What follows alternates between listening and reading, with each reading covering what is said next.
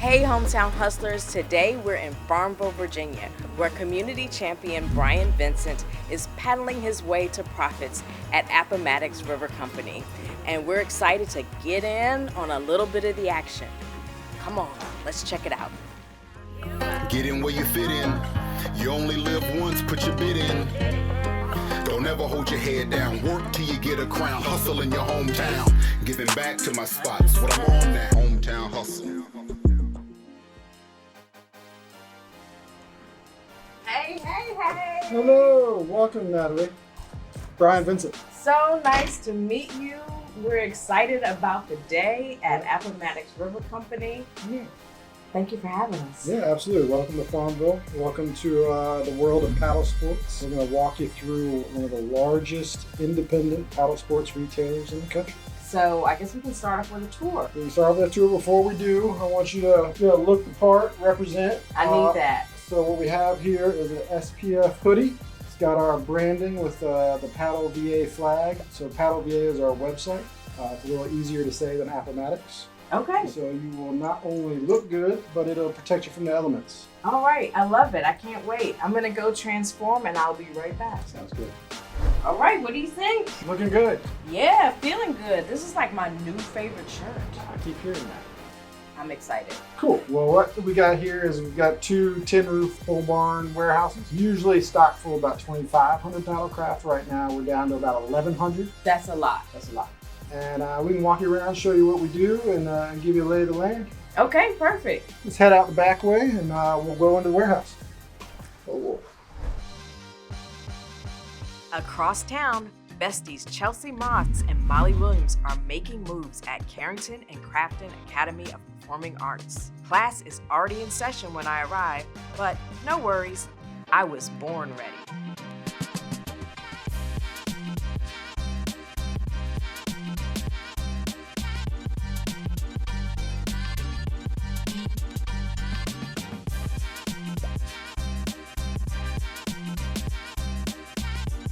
Hi, younger self.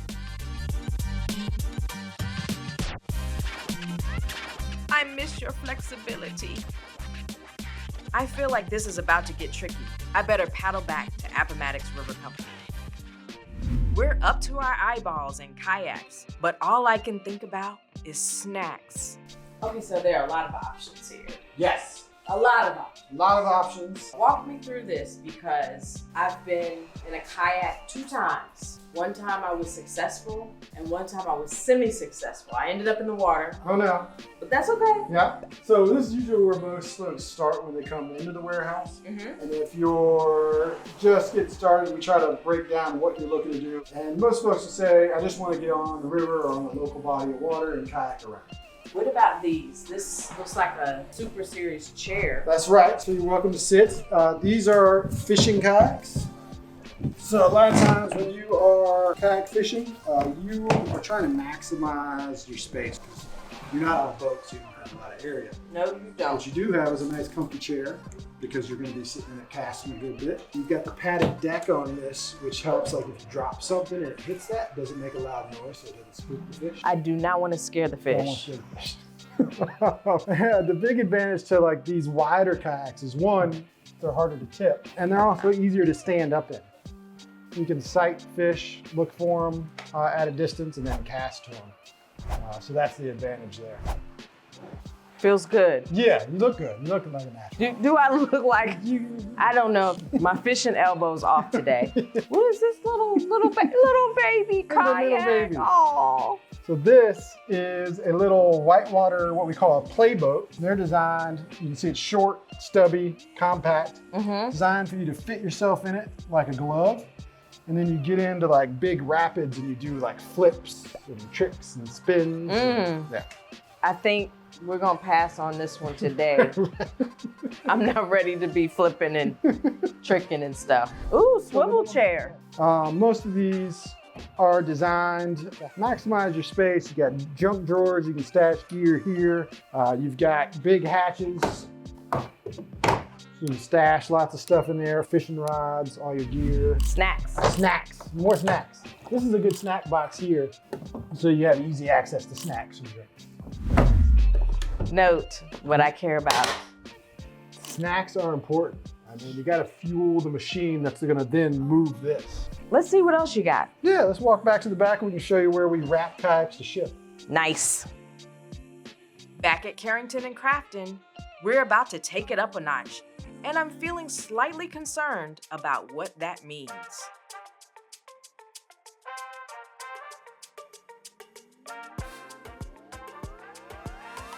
But game on.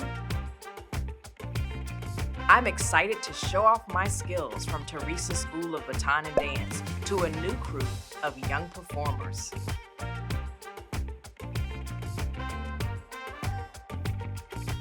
Chelsea and Molly assert that dancers are athletes. Agreed.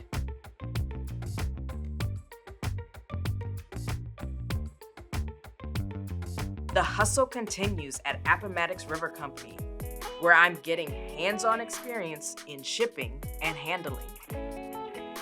So this station right here, these humble sawhorses that you see here, Yes. is where hundreds and hundreds of kayaks leave our facility after being wrapped to ship. The first thing we do is that we generally cut these things open out of the plastic that they come in, and we'll inspect the inside, make sure it's got all the stuff it's supposed to have, before we then wrap it back up to ship it out. And from here, if you'd like to jump in, you can jump in with Amir and Caleb and Matt and help these guys start to wrap up our boat. They look very excited about me helping. And so, yes, gentlemen, I will help you. All right, let's get started. Okay. I'm taking. Oh! So first thing they're gonna do is gonna tilt this end up a little bit so they can take this Okay. plastic off.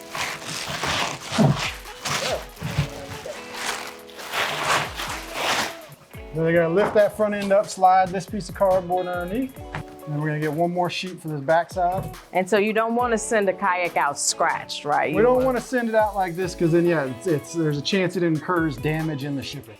We will start to bend, cover it up.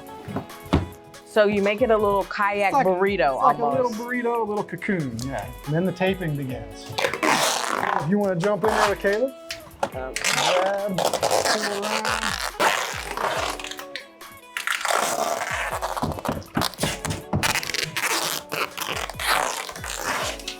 Oh, we're doing it.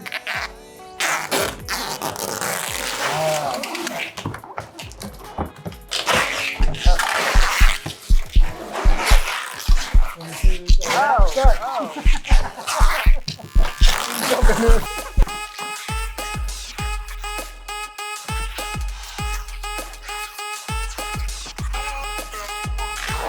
Oh, okay, now I'm down here. Yep. I'm back.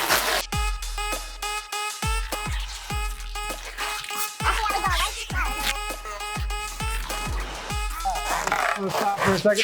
Stop for a second. So, yeah.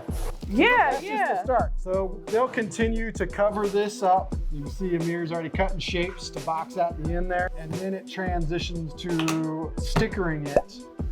Okay, yeah, guys. I'm just gonna give you a little break from, I didn't want you to have to go through the whole process because it'll be a little minute. Yeah, no, I appreciate that.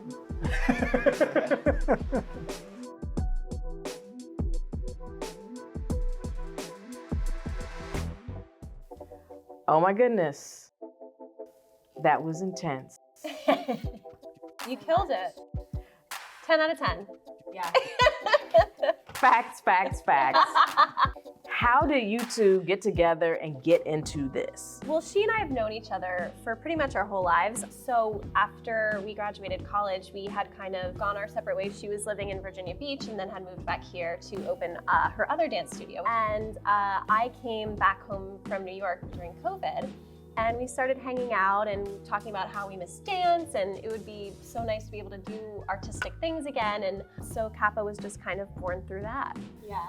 And here we are. And this is a pandemic baby? This is a pandemic baby. We Whoa. opened January 2021. Yeah. Whoa! Like idiots.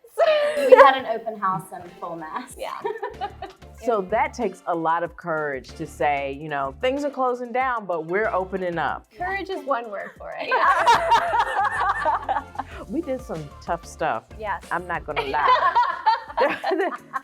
This was no easy peasy class, but everyone was into it. How do you bring that out of young people? I think that if you exude a certain type of energy and positivity, then they automatically just adapt to that. How are you seeing this work pour into the bigger picture of what's going on in Farmville? I think that arts hasn't always been high on the priority list, shall we say, just because there's really not a whole lot of opportunity. Being able to, again, get these kids out there and especially trying to pick pieces that will move or affect change or say, hey, it's not just us dancing to, Shania Twain every day. There's actually a meaning Yeah, behind there's a this piece. reason to dance. Like there are social messages and meaningful ideas that we can convey to the community. And I think that's been really well received. Yeah, I think so too. Yeah, I love that. I love the confidence building aspect of performing arts because, especially for young women. My number one thing was to instill confidence in these kids, because the main goal is to get these kids here and have a positive place to instill confidence in them in a world that is just tearing people down left and right. Yeah, and luckily the dance world is in such a better place than it used to be, with body positivity and diversity and inclusivity. So that's something that we're really proud of, and as much as we can, we want to keep promoting. Anyone can come in this door and be an amazing dancer. That's the beautiful thing about art, right? There's something for everyone, and each artist is going to affect a person differently. Yeah. So that's one of my favorite things about it, actually. Yeah, when kids are happy to be here, that just makes my life. Yeah.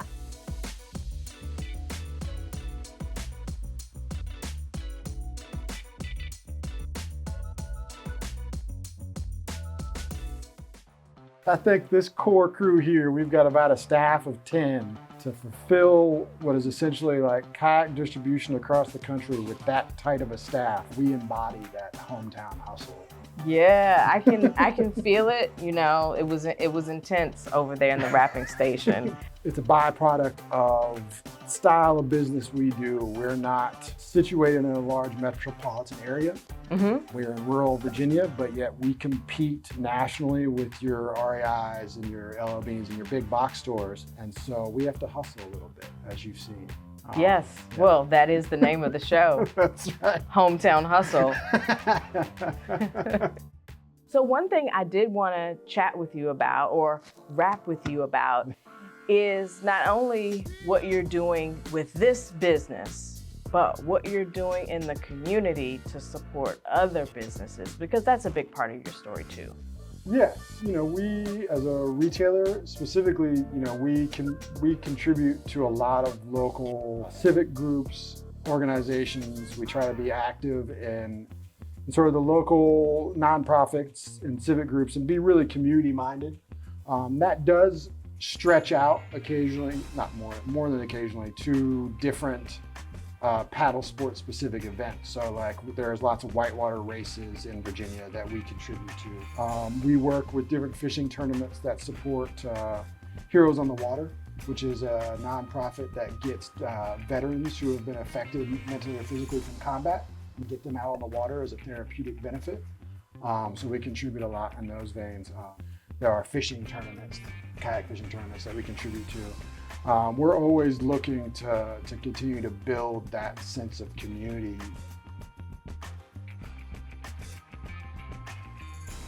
So I'm getting my first vocal lesson. Yes, channel the feeling of New York behind you. Got it. So I think that we should start with just a little shoulder roll. Just relax, because our body is connected to our voce. Yeah? Yes. And let's do some lip trills. Yes. Yeah, just like that. Right. Good. So let's go.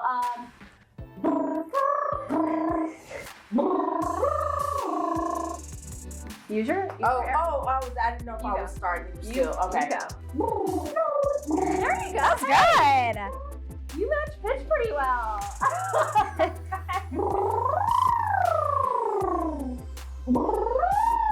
Yes. Right. All right, now let's learn just a little bit of a Broadway song. How about that? Gotcha. Let's do Golden Age Broadway. Yeah? Okay. We can do Can't Say No. Let's do Can't Say No from Oklahoma. I can't say no to that. Exactly. Oh, which is also a Broadway song. Anyway, let's go. I'm just a girl who can't say no. I'm just a girl who can't say no. I'm in a terrible fix. I'm in a terrible fix. Good. That's pretty good. That's good. Now when you go up on fix. And you're ready for showtime. So ready. You ready? Yes. You want to try it one more time? Breathe from your diaphragm right here. We'll breathe in. I got a lot to do. I hear ya. If you do it one more time. Okay. Yeah. All right, so we go. I'm just a girl who can't say no. I'm in a terrible fix. I'm just a girl who can't say no. I'm in a terrible fix. Good! Pretty good. You were ambitious with that one. You went for it. That's A good. little. You probably haven't drank water in a while. Yeah, you gotta hydrate. I didn't hydrate. Okay. How do you feel? I'm feeling good. Yeah? I'm feeling like a couple more lessons and I'll be Yep. right there. In the Big Apple. Yes, absolutely.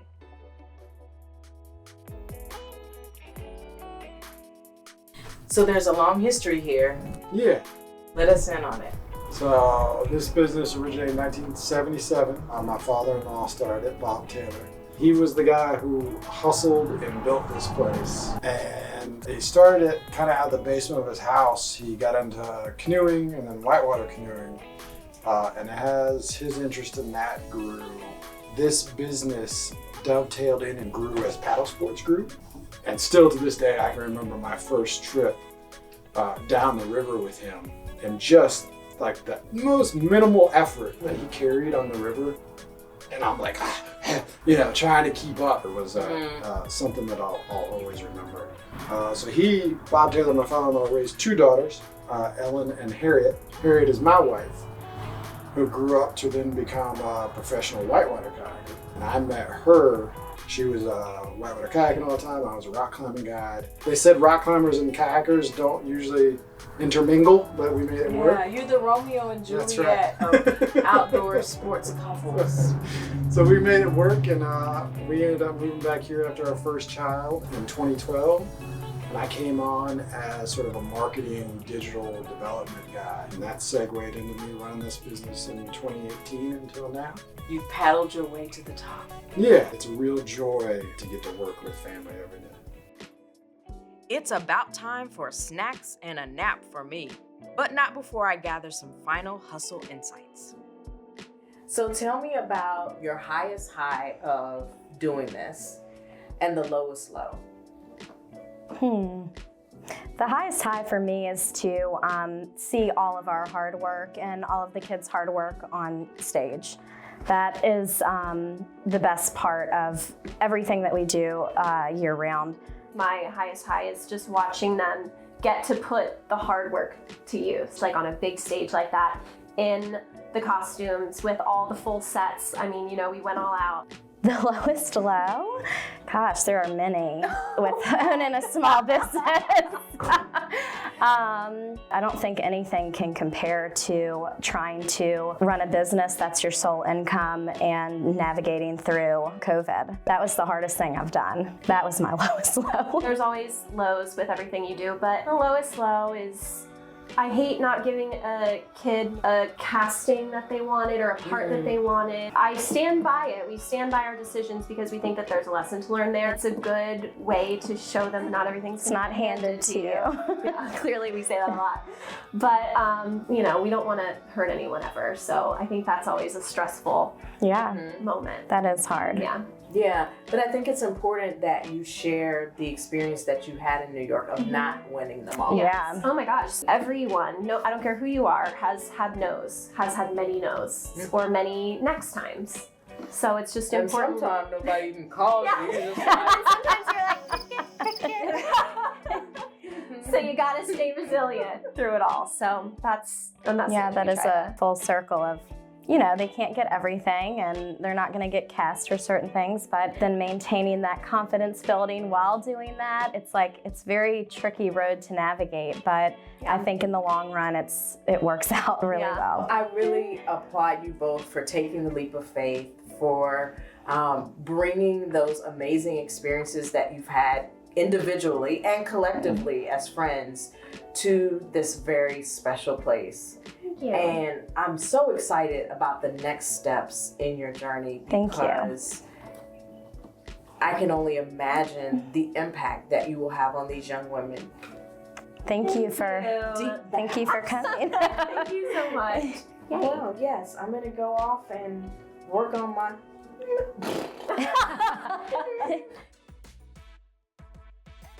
I feel like I've learned a ton, things I definitely did not know about water sports and how vast your inventory is. I love it and I appreciate that you spent time with us. What's next for Appomattox River Company? So I still have my eye on opening our Richmond location back up or finding a new location in Richmond. It's interesting that this is a small business, locally driven, locally supported, but it's a global operation in the industry. So that's an interesting balance that you have to maintain, is staying small but serving everyone. That's right. You know, like just today I was agreeing to sponsor a local civic club event that was going to be happening this fall. But at the same time, I'm writing really large purchase orders for next season's business. And that eye is looking at what I'm going to sell in each model across the country.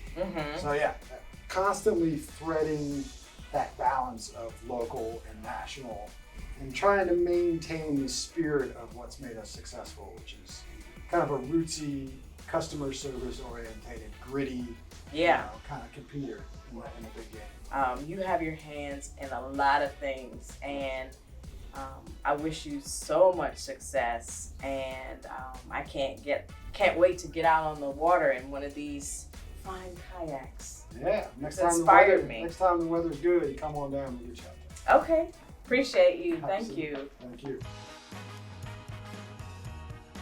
From kayaks to high kicks, we've had an action-packed day in Farmville, Virginia at Appomattox River Company and Carrington and Crafton Academy for Performing Arts.